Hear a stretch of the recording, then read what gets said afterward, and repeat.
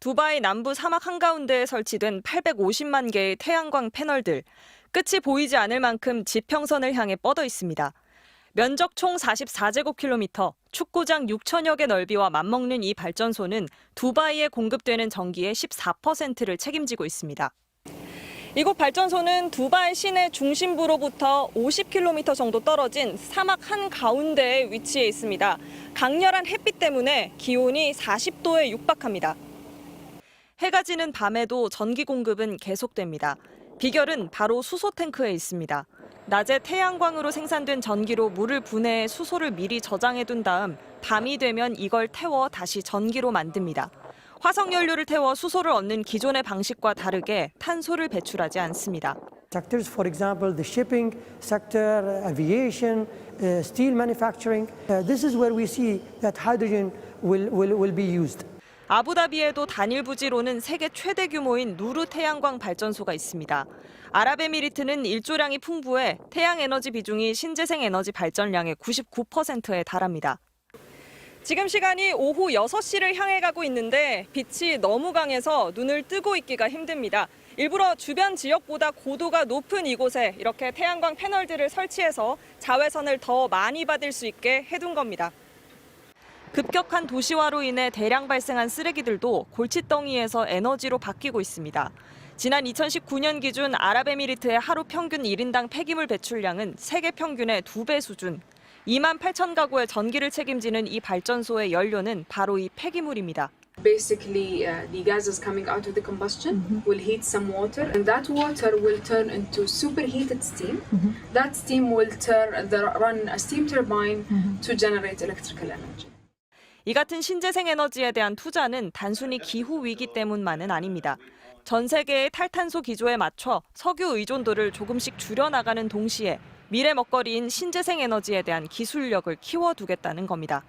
아랍에미리트는 2050년까지 청정에너지 발전 비율을 50%까지 확대하겠다고 밝혔습니다. MBC 뉴스 김아영입니다. 사우디아라비아 반도 홍해 인근 사막 한가운데에 네옴시티라는 미래 도시가 건설됩니다. 도시 길이만 서울에서 강원도 강릉만큼 거리인 170km. 여기에 높이 500m의 유리벽을 세우고 900만 명 인구를 모을 계획입니다.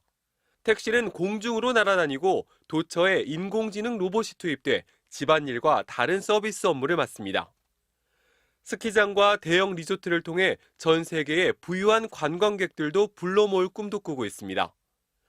스마트 도시, 판타지 도시, 미래 도시, 어떤 이름으로도 불릴 수 있는 초대형 도시 건설 프로젝트로 우리 돈 670조 원이 들어가는데 2030년 완공을 목표로 5년 전에 빈살만 사우디 왕세자가 발표한 계획입니다.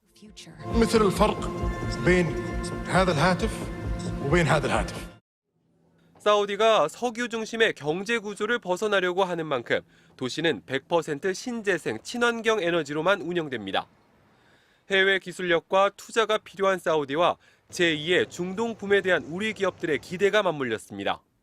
삼성물산과 현대건설은 이미 1조 3천억 원 규모의 공사를 수주하고 지하터널을 뚫는 작업을 시작했습니다.